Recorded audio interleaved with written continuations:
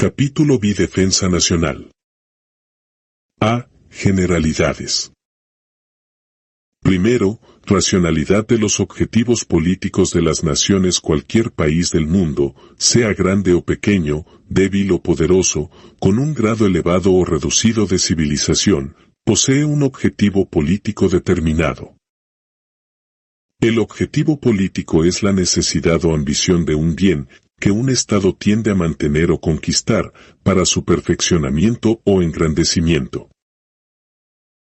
El objetivo político puede ser de cualquier orden: reivindicación o expansión territorial, hegemonía política o económica, adquisición de mercados u otras ventajas comerciales, imposiciones sociales o espirituales, etc.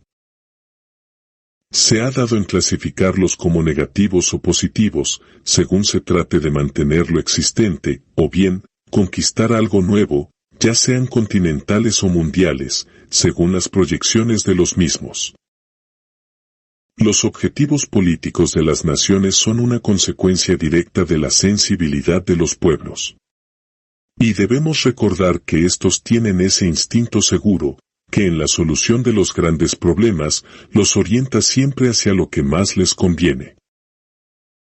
Los estadistas o gobernantes únicamente los interpretan y los concretan en forma más o menos explícita y ajustada. La verdadera sabiduría de los pueblos y el buen juicio de sus gobernantes consiste, precisamente, en no proponerse un objetivo político desorbitado, que no guarde relación con la potencialidad de la nación, lo cual, en caso contrario, la obligaría a enfrentarse con un enemigo tan poderoso, que no solo tendría que renunciar a sus aspiraciones, sino perder parte de su patrimonio. Hoy los pueblos disponen de su destino. Ellos labran su propia fortuna o su ruina. Es natural que ellos, en conjunto, defiendan lo que cada uno por igual ama y le interesa defender de la patria y su patrimonio. La Europa, continente superpoblado por excelencia, es donde estos problemas sufren sus más agudas crisis, constituyendo así un volcán con incontenible energía interna que periódicamente entra en erupción, sacudiendo al mundo entero. El continente americano, sin experimentar la agudización de estos mismos problemas, ha encontrado muchas veces, en el arbitraje, la solución de las cuestiones territoriales, derivadas de límites mal definidos. Pero, también, se ha encendido en luchas fratricidas, o se han visto sus naciones arrastradas a conflictos extracontinentales, cuya solución, muchas veces, no les interesaba mayormente. Algún lector prevenido podrá pensar que esta aseveración de que la guerra es un fenómeno social inevitable es consecuencia de nuestra formación profesional, porque algunos piensan que los militares deseamos la guerra, para tener en ella oportunidad de lucir nuestras habilidades. La realidad es bien distinta. Los militares estudiamos tan a fondo el arte de la guerra, no solo en lo que a la táctica, estrategia y empleo de sus materiales se refiere, sino también como fenómeno social. Y comprendiendo el terrible flagelo que representa para una nación, sabemos que debe ser, en lo posible, evitada, y solo recurrir a ella en casos extremos. Eso sí, cumplimos con nuestra obligación fundamental de estar preparados para realizarla y dispuestos a los mayores sacrificios en los campos de batalla, al frente de la juventud armada, que la patria nos confía para defensa de su patrimonio, sus libertades, sus ideales o su honor. Si se quiere la paz, el mejor medio de conservarla es prepararse para la guerra. El aforismo, si vis pacem, para Bellum, se encuentra lo suficientemente demostrado por multitud de ejemplos históricos para permitir siquiera ser puesto en discusión. Hemos estudiado mucho la guerra en nuestra vida. He sido durante 10 años profesor de esta materia en nuestra Escuela Superior de Guerra. Hemos cursado varios institutos en Europa y nunca pensamos que cuanto hemos hecho en ese sentido pudiera tener como finalidad la destrucción de la humanidad. He aquí un concepto generalizado en algunos centros que no frecuentamos. Empero, hemos entendido siempre que hemos sacrificado nuestra vida estudiando, para que si nuestro país se viera algún día amenazado por otro, pudiéramos ofrendarle el producto de nuestros estudios, y aún nuestra propia vida, en defensa de su integridad moral y material. Afirmar que nosotros estudiamos para la destrucción no es, en nuestro concepto, la verdad, y pensar que somos los causantes de la guerra sería como afirmar que los médicos son los causantes de las enfermedades. Por otra parte, debemos advertir que los más célebres inventores de elementos de destrucción no han sido militares, sino los médicos y los químicos. Segundo, caracteres de la guerra moderna. La guerra se juega en los campos de batalla, en los mares, en el aire, en el campo político, económico, financiero, industrial, y se especula hasta con el hambre de las naciones enemigas. Los pueblos de las naciones en lucha no se encuentran ya a cubierto contra las actividades bélicas, dado que poderosas formaciones aéreas siembran la destrucción y la muerte en poblaciones más o menos indefensas, buscando minar su moral y destruir las fuentes del potencial de guerra de la nación enemiga. El panfleto toma un lugar importante al lado de las tremendas bombas incendiarias y explosivas en la carga de los poderosos aviones de bombardeo. Un país en lucha puede representarse por un arco con su correspondiente flecha, tendido al límite máximo que permite la resistencia de su cuerda y la elasticidad de su madero, y apuntando hacia un solo objetivo, ganar la guerra. Sus fuerzas armadas están representadas por la piedra o el metal que constituye la punta de la flecha, pero el resto de esta, la cuerda y el arco, son la nación toda, hasta la mínima expresión de su energía y poderío. En consecuencia, no es suficiente que los integrantes de las Fuerzas Armadas nos esforcemos en preparar el instrumento de lucha, en estudiar y comprender la guerra, deduciendo enseñanzas de las diferentes contiendas que han asolado al mundo. Es también necesario que todas las inteligencias de la nación, cada uno en el aspecto que interesa a sus actividades, se esfuerce también en conocerla, estudiarla y comprenderla, como única forma de llegar a esa solución integral del problema que puede presentársenos, y que tendremos que resolver, si un día el destino decide que la guerra haga sonar su clarín en las márgenes del Plata. Ante el peligro de la guerra, es necesario establecer una perfecta tregua en todos los problemas y luchas interiores, sean políticos, económicos, sociales o de cualquier otro orden, para perseguir únicamente el objetivo que encierra la salvación de la patria, ganar la guerra. Tercero, vastedad del problema de la organización de la defensa nacional. Su importancia para el caso de guerra. La preparación de la defensa nacional es obra de aliento y que requiere un constante esfuerzo, realizado durante largos años.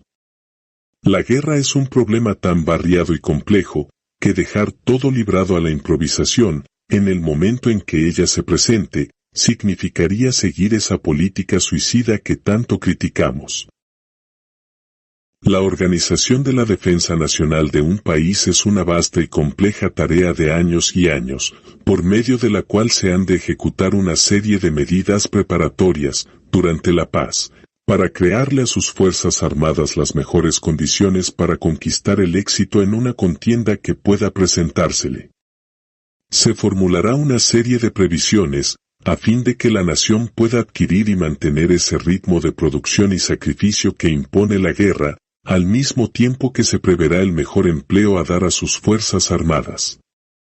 Y, finalmente, otra serie de previsiones, una vez terminada la guerra, desmontar la maquinaria bélica en que el país se ha convertido y adquirir de nuevo su vida normal de paz, con el mínimo de inconvenientes, convulsiones y trastornos.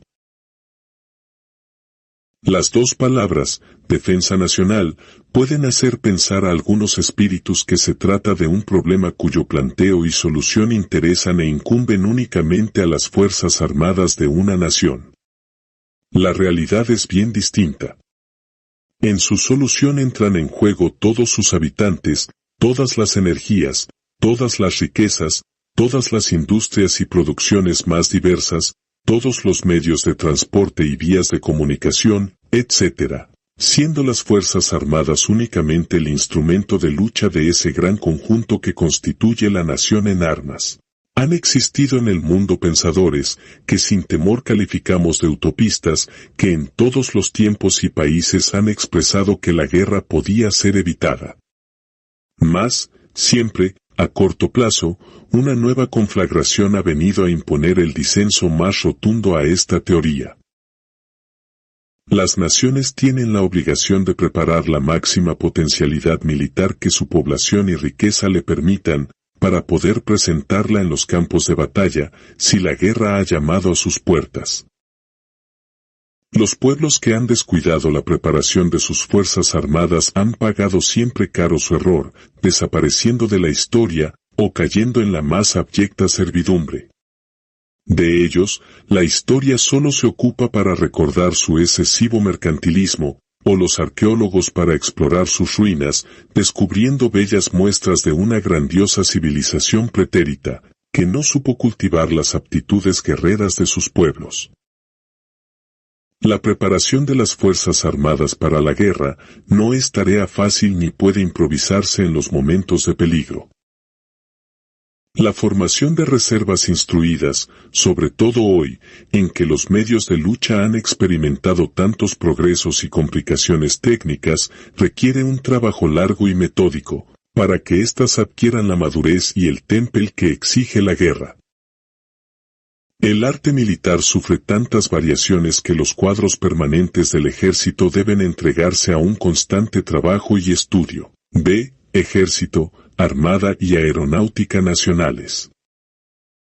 Primero, organicidad de su plan de labor, orientado a la defensa del país y del continente americano. La labor que desarrolla y continuará realizando el ejército se fundamenta en un plan orgánico de instrucción y de cultura profesional de sus cuadros, que responde a la necesidad de satisfacer la suprema exigencia de la defensa del patrimonio de la nación.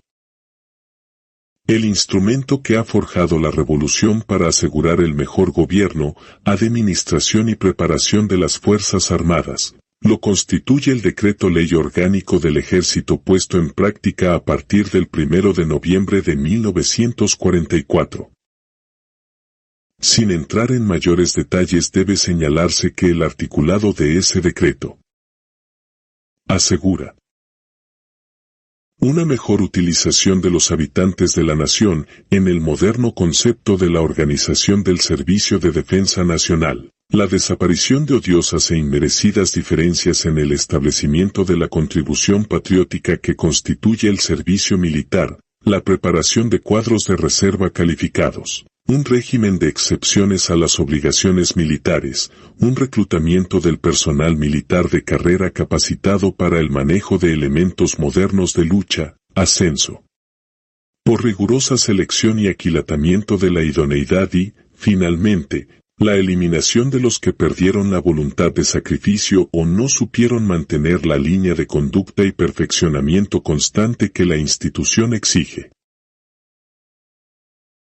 En los años pasados, el ejército ha debido experimentar un brusco crecimiento por imperativo de la hora crucial que el mundo vivió, pero ahora que parece encaminarse hacia un clima de paz y concordia, se reducirá al mínimo indispensable el número del contingente de ciudadanos a incorporar anualmente, manteniendo bajo bandera los efectivos necesarios que imponga la defensa del país, en concordancia con su potencialidad y, también, para responder a las exigencias de la defensa del continente americano, de acuerdo con las obligaciones que se derivan de los compromisos internacionales, suscriptos o que suscriba el país. En el mejoramiento de material de guerra se seguirá atentamente la evolución del problema de estandarización que la Junta Interamericana de Defensa recomienda introducir en el continente. Dada la importancia que representa la capacidad industrial para dotar al ejército de elementos combativos, la Dirección General de Fabricaciones Militares continuará asegurando su normal desarrollo, creando al mismo tiempo fuentes de trabajo y riquezas que se acrecentará cuando el Honorable Congreso de la Nación sancione el plan siderúrgico que será sometido a su consideración. Se dedicará especial atención al aspecto de la instrucción profesional del Ejército y sus cuadros, mediante perfeccionamiento de los estudios que realizan distintos institutos militares y el envío de oficiales al extranjero para que perfeccionen sus conocimientos. El año militar terminará con ejercicios finales y grandes maniobras, donde la tropa se ejercitará con la dureza de la vida militar y los cuadros de mando se familiarizarán con las condiciones más apropiadas a las fatigas físicas e intelectuales que la guerra impone. Las construcciones militares serán intensificadas para asegurar el mejor índice sanitario de la tropa, principalmente en las regiones donde la dureza del clima lo exige en forma imperativa. Se ha procurado establecer unidades en regiones donde ello representa la consecución de un fin de orden social y económico, imponiéndose, en muchos casos, la construcción de barrios militares para oficiales y suboficiales, que serán completados en el futuro. Es firme propósito del Poder Ejecutivo afianzar cada día más la disciplina del Ejército, mediante el libre juego de las prescripciones legales y reglamentarias que rigen sus actividades, e intensificar la autoridad y atribuciones del comando y la dedicación absoluta de los miembros del Ejército a la función específica de la institución, evitando toda injerencia extraña. La Marina cumplirá fielmente los objetivos fundamentales trazados por nuestra política naval, que consiste y ha consistido siempre en el desarrollo y protección de los intereses argentinos en el mar. La grandeza de la República se halla íntimamente vinculada a la importancia del intercambio comercial, y éste vive y prospera, en gran parte, gracias a las actividades marítimas. De ahí que la doble misión de desarrollar y proteger nuestros intereses marítimos define claramente los dos grandes objetivos de la Armada: el fomento de nuestra flota mercante y el mantenimiento de una marina de guerra suficientemente preparada para proveer la defensa marítima del país. En la preparación de los planes para la renovación de las unidades navales y aeronavales que deben ser eliminadas, es necesario un compás de espera a causa del periodo que vivimos de rápida evolución en el diseño y el empleo del nuevo material de guerra, pero por compromisos nacionales e internacionales derivados de la adhesión a la Carta de las Naciones Unidas, hemos de abordar esos problemas para contribuir en la medida de nuestras posibilidades al mantenimiento de la paz mundial. Mientras se completan los planes de renovación, el personal de la Armada no deberá perder el contacto con el mar, razón por la cual las fuerzas navales y aeronavales mantendrán su ritmo habitual, con el fin de poseer tripulaciones bien adiestradas y con experiencia, que irán amoldándose a nuevos planes de instrucción y adiestramiento exigidos por las modalidades de la guerra naval de estos tiempos. La orientación orgánica del Departamento de Marina tenderá a precisar, cada vez más, el reconocimiento de los dos grandes grupos constitutivos de su organización. El primero de ellos, de carácter netamente naval-militar, agrupará las fuerzas encargadas de la defensa nacional. El segundo, de carácter civil-marítimo, comprenderá a aquellos organismos que, como la Prefectura General Marítima y la Dirección Nacional de la Marina Mercante, tienen injerencia en el desenvolvimiento de las actividades relacionadas con la navegación y comercio a través del mar. Es un hecho notorio que la aviación constituye, en los momentos actuales, uno de los elementos de preferente atención en la preocupación universal. En el gabinete de los hombres de Estado, en los comandos supremos, en los laboratorios y en las usinas gigantescas, se libra actualmente una batalla tremenda por la supremacía aérea. De decisiva importancia en el futuro, la aviación está ya siempre vinculada al desarrollo industrial, económico y estratégico de los pueblos. Nuestro país no ha podido permanecer indiferente a los problemas e iniciativas relacionados con la aeronáutica. Más aún, su gran extensión territorial, con Miles de kilómetros de fronteras, la necesidad de modernizar y activar sus comunicaciones, la misma seguridad de sus poblaciones diseminadas en el vasto campo, imponen a la Argentina una dedicación preferente a esta suerte de inquietudes. Debemos, por tanto, complementar con rutas aéreas nuestros caminos y nuestros ferrocarriles. El resurgimiento de las fuerzas aéreas argentinas es el producto de los ideales jóvenes que las luchas de generaciones han retardado siempre. La aviación es, por antonomasia, el arma de los jóvenes. De ellos recibe la fuerza y la sangre y se apoya en la ciencia y en la experiencia de los viejos que tanto valen y tanto impulsan la vida de los jóvenes. La revolución no podía permanecer indiferente ante el verdadero problema de la hora. La República Argentina se encontraba en 20 años de retraso con respecto a sus fuerzas armadas del aire. La industria se hallaba, también, grandemente atrasada. El Estado no había podido solucionar el problema porque intereses extraños a las necesidades de la defensa nacional habían interferido ideas que eran viejas como la aviación misma. Sin embargo, no ha habido que vencer grandes dificultades. Ha sido necesario entregar la aviación a los hombres del aire, los únicos capaces de llevarla al estado que ella merece, para los intereses de la nación. Entendemos que en esto no ha habido milagro alguno, es, solamente, la consecuencia de la lógica, suprimir, donde hay ciencia, la intervención de los amateurs. La aviación moderna necesita de los aviadores capacitados. Todos los países del mundo que hemos recorrido tienen sus fuerzas aéreas en manos capaces, y entendemos por capaces las fuerzas aéreas, militares o navales, en las que existen, por lo menos, 20 capitanes de navío o coroneles que mantienen la actividad de vuelo. Ello es lo que esperamos realizar. Formar la más sagrada y más importante de las misiones, el arte y la técnica de volar.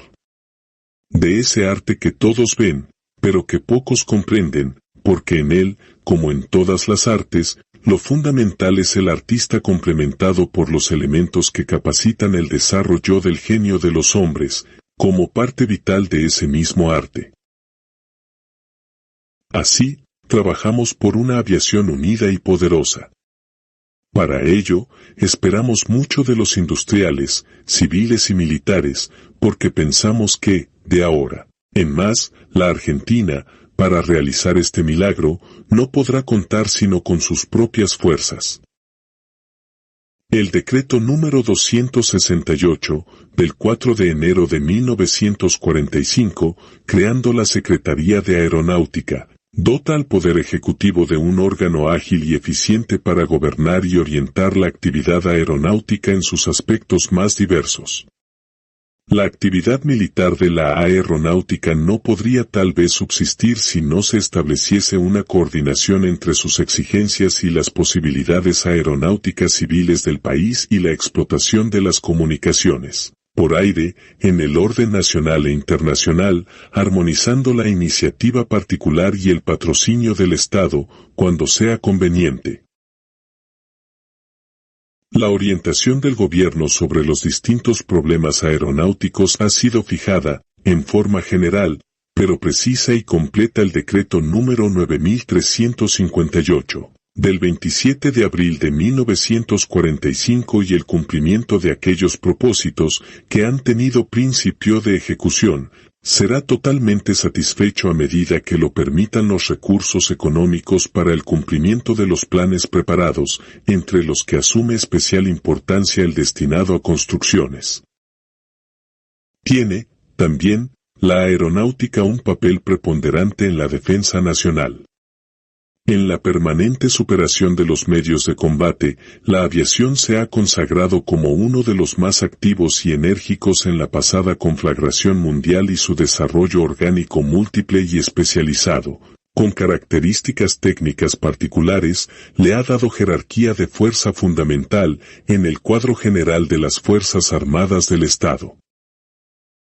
Por eso es necesario atender las señaladas características en cuanto a su personal se refiere, por medio de una ley orgánica, que a la vez de contemplar las particularidades del servicio de la oficialidad del aire, actualice la situación de los componentes de los cuadros, conforme a las características de las misiones que impone la guerra aérea. El militar junto a su ciencia debe reunir condiciones de espíritu y de carácter de conductor para llevar a su tropa a los mayores sacrificios y proezas, y eso no se improvisa, sino que se logra con el ejercicio constante del arte de mandar. Las armas, municiones y otros medios de lucha no se pueden adquirir ni fabricar en el momento en que el peligro nos apremia, ya que no se encuentran disponibles en los mercados productores, sino que es necesario encarar fabricaciones que exigen largo tiempo. En los arsenales y depósitos es necesario disponer de todo lo que exigirán las primeras operaciones y prever su aumento y reposición. Las previsiones para el empleo de las Fuerzas Armadas de la Nación forman una larga y constante tarea que requiere de cierto número de jefes y oficiales, estudios especializados, que se inician en las escuelas superiores de guerra y continúan después, ininterrumpidamente, en una vida de constante perfeccionamiento profesional. El conjunto de estas previsiones contenidas en el Plan Militar, que coordina los planes de operaciones del Ejército, la Marina y la Aviación, se realiza sobre estudios básicos, que exigen conocimientos profesionales y generales muy profundos. En dicho plan se resuelve la movilización total del país, la forma en que serán protegidas las fronteras, la concentración de las fuerzas en las probables zonas de operaciones, el desarrollo del abastecimiento de las Fuerzas Armadas de toda suerte de elementos, el desenvolvimiento general de los medios de transportes y comunicación del país, la defensa terrestre y antiaérea del interior, etc. Ya no bastan generales y almirantes generales, con ejércitos y flotas eficientes, para conquistar la victoria. A su lado, los representantes de todas las energías de la nación tienen un rol importantísimo que jugar en la dirección de la guerra, y, muchas veces, son ellos los que orientan la conducción de las operaciones de las Fuerzas Armadas. Pero aún en los años 1914 a 18, detrás de los ejércitos en lucha, las poblaciones entregadas a un constante esfuerzo para mantener la potencia combativa de las Fuerzas Armadas, vivían en una relativa tranquilidad y bienestar. La moral de la nación se mantenía sobre la base de los éxitos obtenidos en los campos de batalla, hábilmente explotados por una inteligente propaganda. C. Plan político. Primero, importancia de la política interna y externa y de la diplomacia en la conducción de la guerra. La conducción política y la diplomacia, con habilidad y astucia, han facilitado grandemente la tarea a la conducción militar. Una semana después, ésta entra a actuar en condiciones óptimas. En los litigios entre naciones, sin tener un tribunal superior e imparcial a quien recurrir y, sobre todo, que esté provisto de la fuerza necesaria para hacer respetar sus decisiones, la acción de la diplomacia será tanto más segura y amplia, cuanto mayor sea el argumento de fuerza que, en última instancia, pueda esgrimir. Así, nuestra diplomacia, que tiene ante sí una constante tarea que realizar, estrechando cada vez más las relaciones políticas, económicas, comerciales, culturales y espirituales de los demás países en el mundo, en particular con los continentales, y, dentro de estos con nuestros vecinos, cuenta como argumento para esgrimir, además de la hidalguía y munificencia ya tradicionales de nuestro espíritu, con el poder de sus fuerzas armadas que deben ser aumentadas en concordancia con su importancia, para asegurarle el respeto y la consideración que merece en el concierto mundial y continental de las naciones. Durante la guerra, las actividades de la política exterior y la diplomacia no decrecen. Por el contrario, tal cual lo vemos en las pasadas contiendas, redoblan sus esfuerzos para continuar creando las mejores condiciones de lucha a las Fuerzas Armadas. La política interna tiene gran importancia en la preparación del país para la guerra. Su misión es clara y sencilla, pero difícil de lograr. Debe procurar a las Fuerzas Armadas el máximo posible de hombres sanos y fuertes, de elevada moral y con un gran espíritu de patria. Con esta levadura, las Fuerzas Armadas podrán reafirmar estas virtudes y desarrollar fácilmente un elevado espíritu guerrero y de sacrificio. Además, es necesario que las calidades antes citadas sean desarrolladas en toda la población sin excepción, dado que es dentro del país donde las Fuerzas Armadas encuentran su fuerza moral, la voluntad de vencer y la reposición del personal, material y elementos desgastados o perdidos.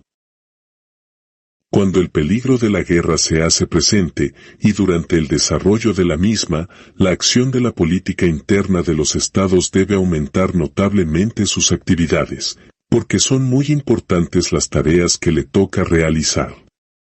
Es necesario dar popularidad a la contienda que se avecina, venciendo las últimas resistencias y perjuicios de los espíritus prevenidos. Se debe establecer una verdadera solidaridad social, política y económica. La moral y el espíritu de lucha de la nación toda debe ser llevada a un grado tal, que ningún desastre ni sacrificio la pueda abatir. Desarrollar en la población un severo sentido de la disciplina y responsabilidad individual, para contribuir en cualquier forma a ganar la guerra. Es necesario organizar una fuerte máquina, capaz de desarrollar un adecuado plan de propaganda, contrapropaganda y censura, que ponga a cubierto el frente interior contra los ataques que el enemigo le llevará constantemente. Debe aprestarse a la población civil para que establezca por sí misma la defensa antiaérea pasiva en todo el territorio de la nación, como único medio de limitar los daños y destrucciones de los bombardeos enemigos, etc. D. Plan económico. Primero, acción industrial, financiera y comercial. Movilización y desmovilización de sus factores. Los ejércitos no valen por el número de soldados que puedan reunir y por las armas que pueden adquirir, sino, más que ninguna otra condición, por la fuerza que ellos pueden desarrollar con su inteligencia y con su trabajo. La dirección de fabricaciones militares representa hoy en el ejército argentino un coeficiente imposible de ser reemplazado por ninguna otra fuerza. Las fábricas militares, además de ser un índice de la producción material de guerra, constituyen un índice de progreso nacional. Son la verdadera escuela de una futura industria que ha de ser perfecta y magnífica, no reparándose en los medios para lograrlo, cuando de la defensa nacional se trata. El ejército y los trabajadores, en una patriótica conjunción, han de forjar un espléndido futuro para la industria militar. Todas las naciones en contienda movilizan la totalidad de sus industrias y las impulsan con máximo rendimiento hacia un esfuerzo común para abastecer a las Fuerzas Armadas. Es evidente que esta transformación debe ser cuidadosamente preparada desde el tiempo de paz, solucionando problemas tales como el reemplazo de la mano de obra, la obtención de la materia prima, la transformación de las usinas y fábricas, el traslado y la diseminación de las industrias como consecuencia del peligro aéreo, el reemplazo y reposición de lo destruido, etc. Durante la guerra, es necesario poner en marcha este grandioso mecanismo, regular su producción de acuerdo con las demandas específicas de las Fuerzas Armadas, asegurar los abastecimientos necesarios a la población civil, adquirir la producción de materias primas y productos industriales necesarios en los países extranjeros, anticipándose y neutralizando las adquisiciones de los enemigos, orientar la acción de destrucción de las industrias enemigas, señalando objetivos a la aviación y al sabotaje, etc. Al terminar la contienda, las autoridades encargadas de dirigir la producción industrial tienen ante sí un problema más arduo aún, ¿cuál es la desmovilización? general de las industrias, con los problemas políticos sociales derivados, asegurar la colocación de los saldos aún en curso de fabricación, transformar en el más breve lapso posible las industrias de guerra en productos de paz, para llegar cuanto antes a la reconquista de los mercados en los cuales se actuaba antes de comenzar la contienda, etc. Todo lo cual exige una dirección enérgica y genial, y la contribución de buena voluntad y esfuerzos comunes de industrias y masa obreras. La defensa nacional exige una poderosa industria propia y no cualquiera, sino una industria pesada. Para ello, es indudablemente necesaria una acción oficial del Estado, que solucione los problemas que ya hemos citado y que proteja a nuestras industrias, si es necesario. No a las artificiales que, con propósitos exclusivamente utilitarios, ya habrán recuperado varias veces el capital invertido, sino a las que dedican sus actividades a esa obra estable, que contribuirá a beneficiar la economía y asegurar a la defensa nacional. Es indudable que finanzas sanas desde la paz facilitan notablemente la conducción financiera de la guerra. La existencia de reservas metálicas de divisas y un crédito exterior e interior sano son otros tantos factores de éxito a considerar. La financiación de la guerra solo puede hacerse en base a cuidadosas previsiones formuladas desde la paz, ajustadas a las más variadas circunstancias que pueden presentarse. Será necesario efectuar una apreciación sobre el probable costo de la guerra, en lo cual es muy fácil que nos quedemos siempre cortos.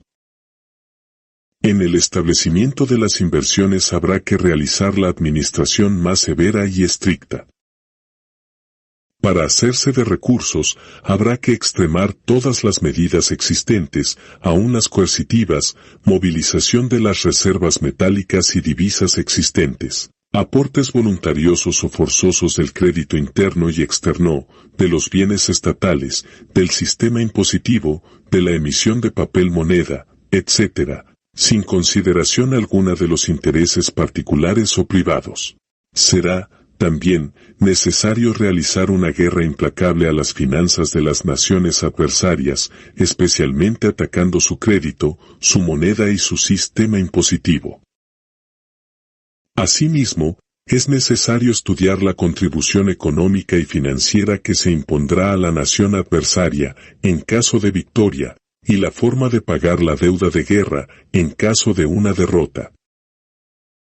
Finalmente, habrá que prever la forma de pasar del sistema financiero de guerra al de paz, y la financiación de la deuda contraída, que gravará aún, por largos años, las finanzas del Estado. Es necesario estudiar cuidadosamente, durante la paz, las condiciones particulares en que el comercio podrá desenvolverse en tiempo de guerra, para desarrollar una política comercial adecuada.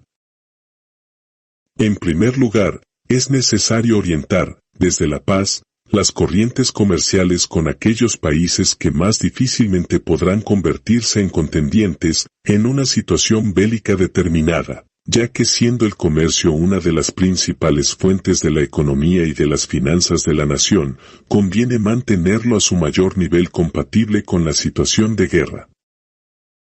Luego deben estudiarse los puertos por donde saldrán nuestros productos e ingresarán los del extranjero.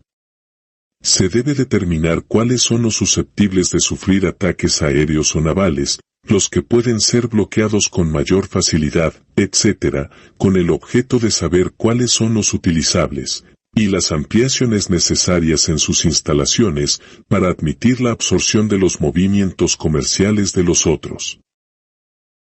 A continuación, habrá que considerar la forma en que dichos productos atravesarán el mar, a fin de asegurarlos contra el ataque naval del adversario.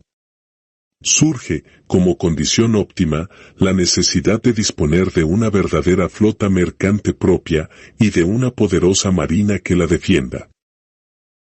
Se deberá estudiar, también, la posibilidad de desviar el tráfico de productos a través de países neutrales o aliados, con los cuales nos unan vías de comunicación terrestre, como forma de burlar el bloqueo. Análogo estudio deberá efectuarse de los puntos críticos sobre el que reposa el comercio enemigo, para atacarlo y poder así paralizarlo o destruirlo, sea mediante el ataque directo o por la competencia de productos similares en los mercados adquisitivos, haciendo jugar todos los resortes que la política comercial posee. Las listas negras constituyen un ejemplo significativo. Lo manifestado para el comercio marítimo debe, naturalmente, ser extendido a las comunicaciones terrestres y fluviales con los países continentales. Es necesario, luego, extender las provisiones al desarrollo del comercio interno, asegurando una distribución adecuada de los productos destinados a satisfacer el abastecimiento de las Fuerzas Armadas y de la población civil, evitando la especulación y el alza desmedida de precios. Las vías de comunicaciones terrestres, ferrocarriles y viales, y las fluviales deben ser cuidadosamente orientadas por una sabia política, que contemple, no solo las necesidades del tiempo de paz, sino también las de la guerra, en forma similar a las consideradas para el comercio marítimo. Además, habrá que considerar las necesidades de las Fuerzas Armadas, no solo para su abastecimiento, sino para la movilización, concentración y realización de determinadas maniobras. Terminada la guerra, es necesario proceder a una desmovilización del comercio del país, orientándolo hacia su cauce normal de tiempo de paz, intentando la conquista de nuevos mercados, etc. Y ajustando todo a los resultados obtenidos en la contienda.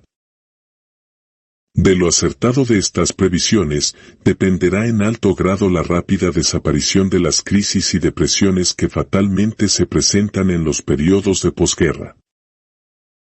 El solo enunciado de los problemas comerciales a que nos hemos referido, basta para dar una idea de la gravedad y trascendencia de los mismos, y de la necesidad de disponer de verdaderas capacidades para resolverlos. La economía de la nación es de importancia fundamental para el desarrollo de la guerra. Las riquezas del país son llamadas a su máxima contribución para asegurar el éxito de la misma, y de la calidad y cantidad de producciones existentes dependerá también, en alto grado, la financiación de la guerra. Las posibilidades del comercio exterior, las condiciones particulares de la economía de cada país y el manejo de sus finanzas requieren la más hábil conducción para evitar la ruina del mismo, a pesar de haber ganado la guerra. El consumo de productos en un país en guerra asume cifras fantásticas y es necesario estimular al máximo la producción de riquezas a pesar de que la mano de obra, la maquinaria y los útiles, las fuentes de energía y los medios de transporte se encuentren ya exigidos al máximo. Es necesario, además, estudiar la utilización de las propias fuentes de riqueza, coordinarlas con la de los países aliados y con la de las regiones que se prevea conquistar o perder durante la contienda.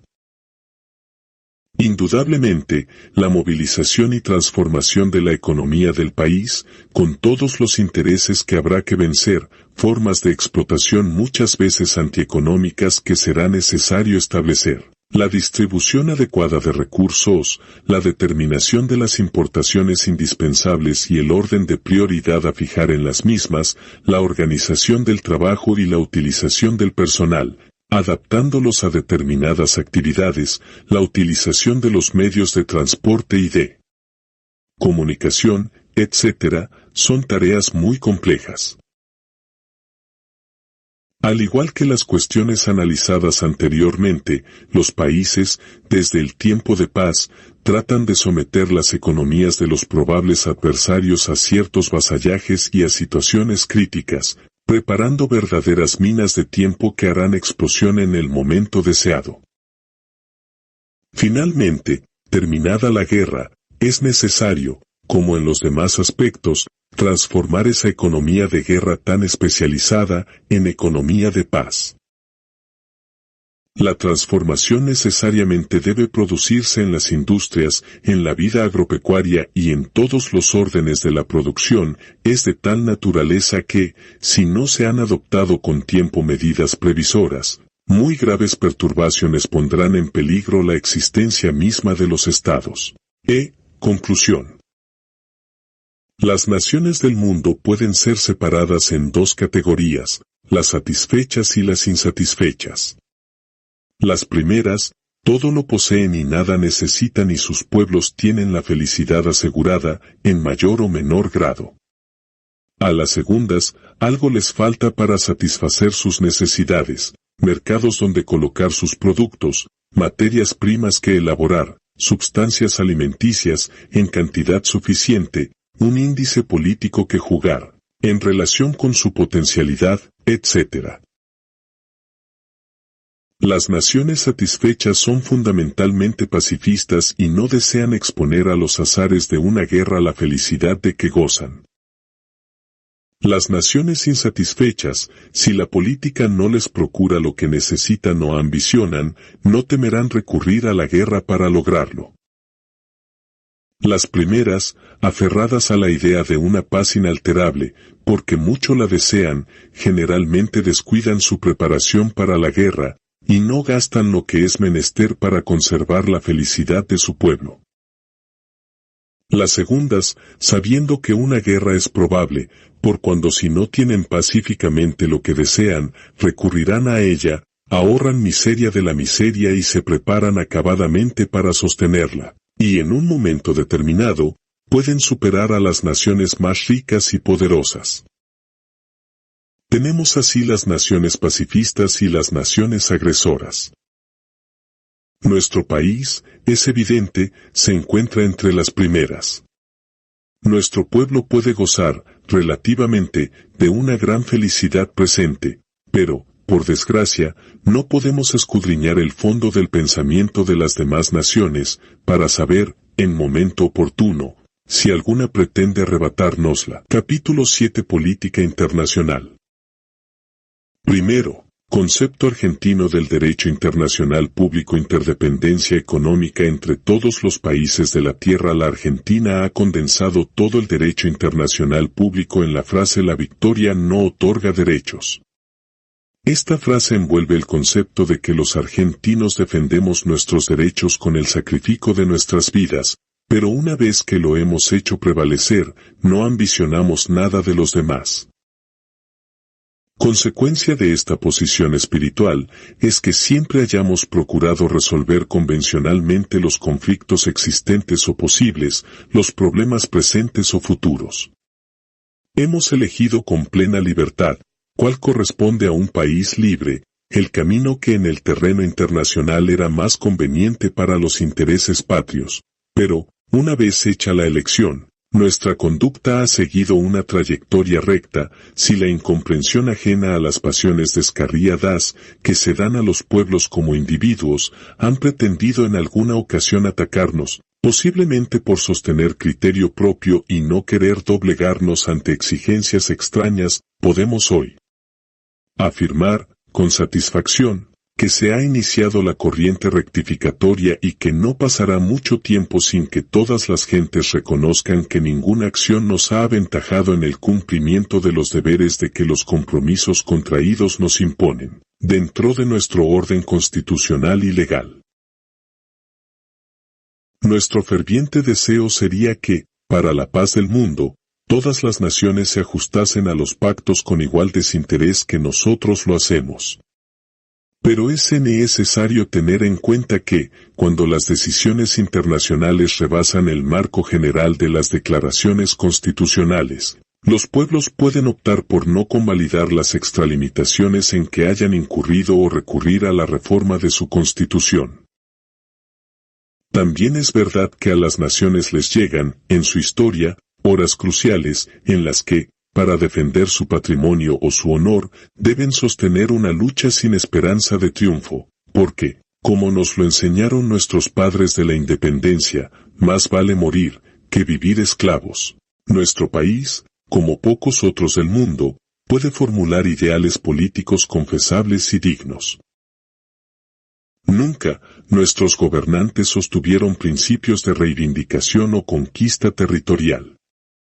No pretendimos ejercer una hegemonía política, económica o espiritual en nuestro continente. Solo aspiramos a nuestro natural engrandecimiento, mediante la explotación de nuestras riquezas, y a colocar el excedente de nuestra producción en los diversos mercados mundiales para poder adquirir lo que necesitamos.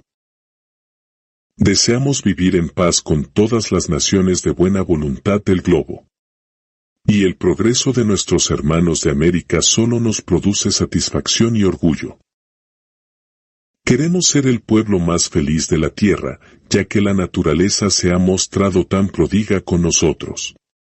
La diplomacia entonces debe actuar en forma similar a la conducción de una guerra. Con ella, posee sus fuerzas, sus armas, y ha de liberar las batallas que sean necesarias para conquistar las finalidades que la política le ha fijado. Los problemas esenciales de la Argentina son los mismos problemas esenciales que tienen planteados los demás países americanos. Como denominador común de todos ellos, ofrece destacado relieve el económico-social.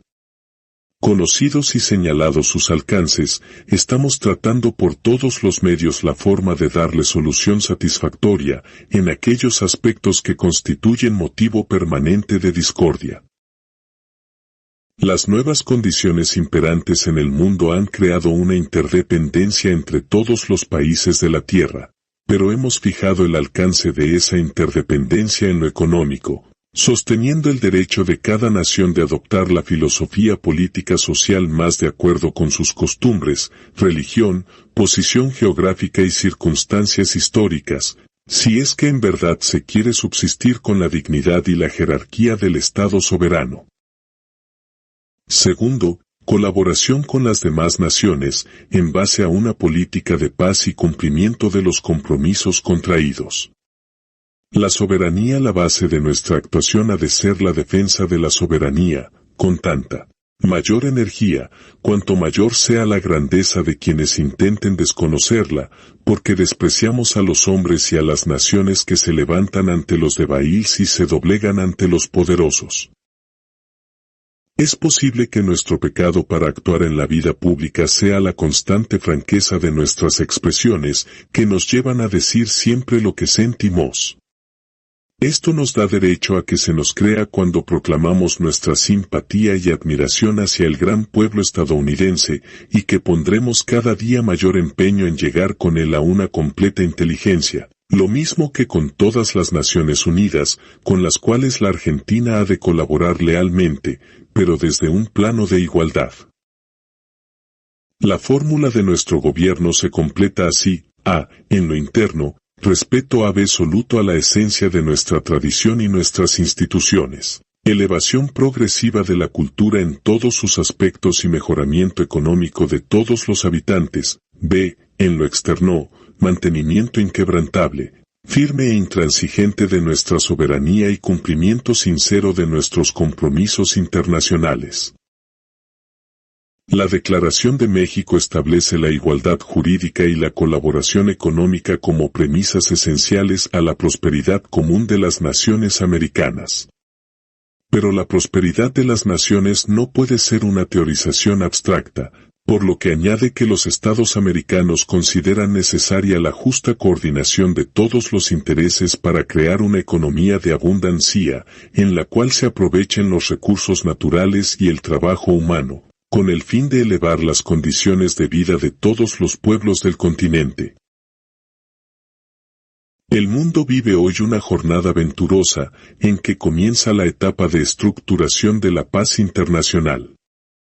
El triunfo de la justicia y del derecho dará al campo internacional la posibilidad de realizarla, dentro de los conceptos humanos y cristianos a que todos aspiramos. Y en cuanto a nuestro país, es necesario pensar en asegurar esa misma paz basada en una justicia que alcance a todos los argentinos por igual. Los materialistas de la historia, como todos los espíritus unilaterales, creyeron, en su hora, que los conflictos bélicos que vienen agotando a la humanidad tenían su íntima y última razón de ser en insalvables divergencias o disensiones económicas.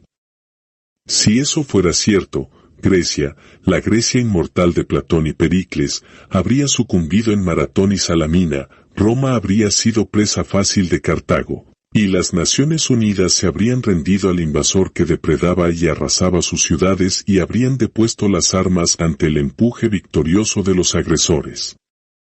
Afortunadamente, por encima de estas fricciones se levanta siempre el sol del espíritu, eterna fuente de luz y de vida, porque en él se refugian los sentimientos más excelsos y las aspiraciones más desinteresadas. Ha sido preciso, pues, rastrear nuevas razones genéticas. Historiadores y sociólogos de distinta escuela invocaron otros factores y otros motivos belicistas, cuya exégesis no es propia de esta oportunidad. Sin embargo, una causal hay, entre otras, nos referimos al aislamiento como causa concurrente de la falta de comprensión entre los pueblos. Norte, centro y sur del continente americano, vertebrados por la gigantesca mole andina, con la varia expresión de sus diversos pueblos, con la fuerza ancestral de sus profundas raíces autóctonas, templadas por el fuego civilizador de españoles, portugueses y anglosajones, bruñidas por las gestas de Washington, Bolívar y San Martín y afirmadas por su rotunda voluntad soberana de naciones libres, pueden proclamar hoy en todas direcciones, porque ya ha florecido su rosa de los vientos, que, restablecida la paz, encontrarán, para defenderla un baluarte en cada corazón americano. Después de un largo e injusto aislamiento que ningún argentino sensato puede jamás aceptar como justo, la República Argentina fue incorporada al seno de las Naciones Unidas. Suscribió todos los pactos, y con la rectitud que caracteriza su vida de relación internacional, inició el cumplimiento estricto de las obligaciones contraídas. En cuanto a las relaciones de la Argentina con todas las demás naciones, política de paz y de cumplimiento de los compromisos internacionales. Pero como tenemos el firme propósito de que todas nuestras palabras se conviertan en realidades, habremos de someter a la consideración del Honorable Congreso los tratados internacionales celebrados, para que sea el poder legislativo de la nación quien determine, no solo si se ajustan o no a los preceptos constitucionales, sino también si son convenientes a los intereses argentinos y merecedores, por ello, de ratificación. En un mundo todavía convaleciente de la última catástrofe, reconforta la aproximación espiritual que percibimos. Para los argentinos, que hemos hecho de la paz un culto a nuestros héroes vencedores en 100 batallas, nada puede sernos más grato que estrechar los lazos que nos unan al resto de la humanidad. Que nos unan al resto de la humanidad con este fervor místico que ponemos en mantener los sentimientos que la amistad crea. De este modo, nuestro corazón es un gran receptáculo de emociones que, dispuesto a prodigarlas, siente cual ninguno la menor tibieza o amago de defección. Sensible y comprensivo, nuestro pueblo, como nuestro corazón, sabe mantenerse invulnerable a las influencias que bajo cualquier pretexto pretendan atenazar su alma o comprometer su albedrío. Una tradición multisecular viste las acciones rutinarias de cada día, con el doble ropaje de la propia estimación y del respeto a nuestros semejantes. De ahí el criollo pundonor de cumplir la palabra empeñada, el gaucho de nuestros campos guarda fidelidad a una promesa, y el gobernante argentino sabe hacer honor a la firma puesta al pie de un tratado convenido con otro pueblo, también soberano, que merece, como nosotros mismos merecemos, el mayor respeto a la libertad de sus decisiones.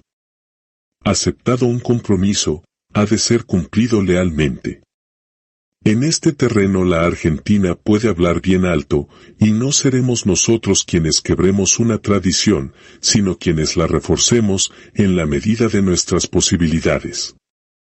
Esta ha sido y seguirá siendo la simplísima filosofía que guía nuestras relaciones internacionales, se han de asentar en el respeto de la Argentina hacia todos los demás países, pero este respeto ha de ser recíproco.